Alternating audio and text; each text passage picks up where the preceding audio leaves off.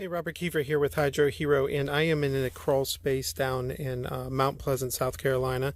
And one of the things I want to show you guys is that I just took the wood moisture readings up in the floor joist. Now, this is 23% moisture content. Anytime you go over 16%, you can start having microbial growth or fungal growth.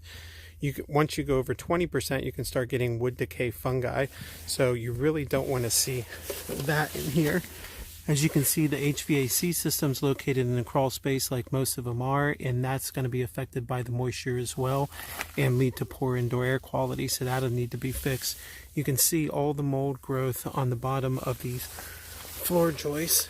It's pretty substantial in here, and that's all due really to high humidity. There's been a sub pump installed here already, and I double checked the drainage. They actually did a pretty good job on the drainage, and the ground is hard as stone.